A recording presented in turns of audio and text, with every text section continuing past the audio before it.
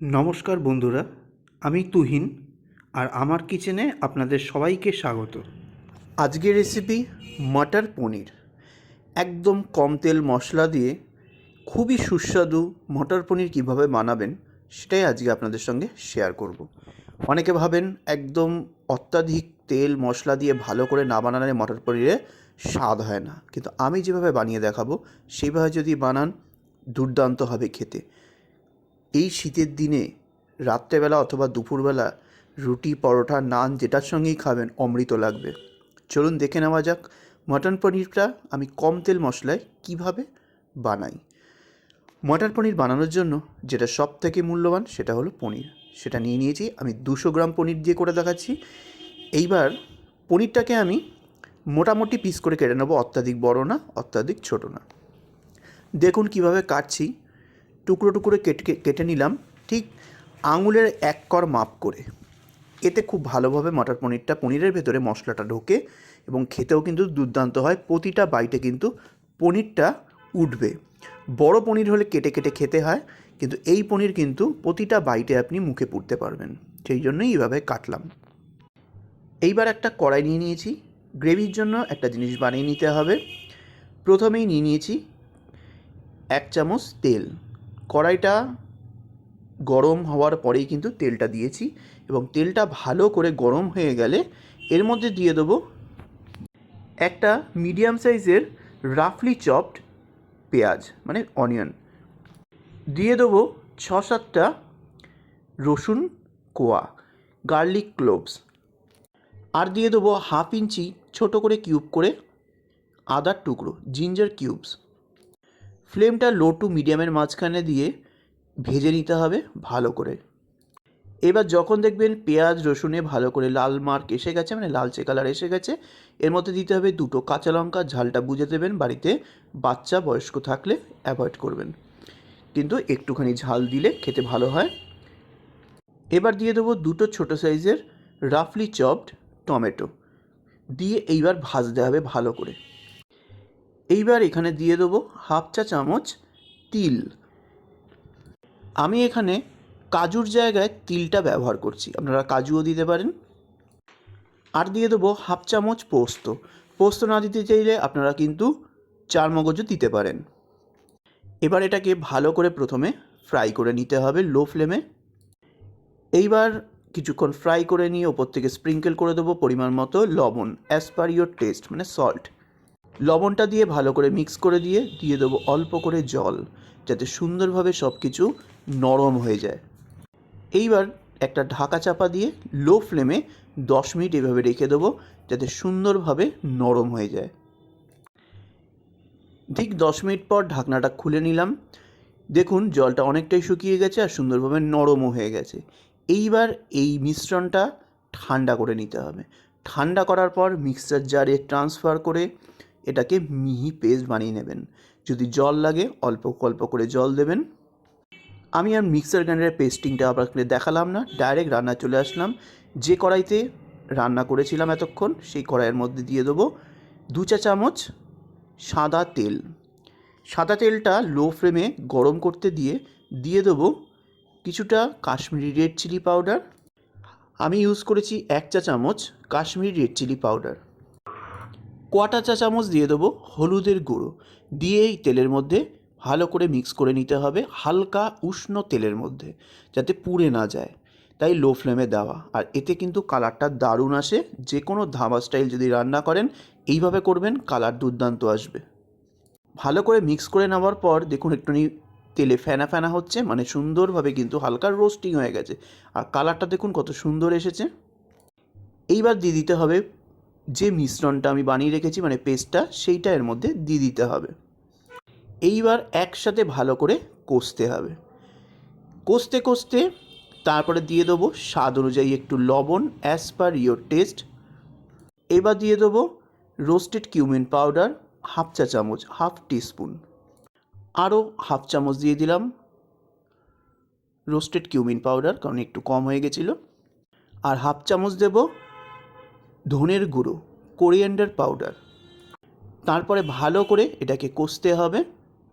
যতক্ষণ না কাঁচা গন্ধ দূর হচ্ছে আর অয়েল রিলিজ করছে। দেখুন 5 মিনিট টানা লো টু মিডিয়াম ফ্লেমে কষে নিয়েছি, তেলটা কিন্তু সাইড থেকে বেরোনো শুরু হয়ে গেছে আর কালারটা দেখুন ডার্ক রেড হয়ে গেছে।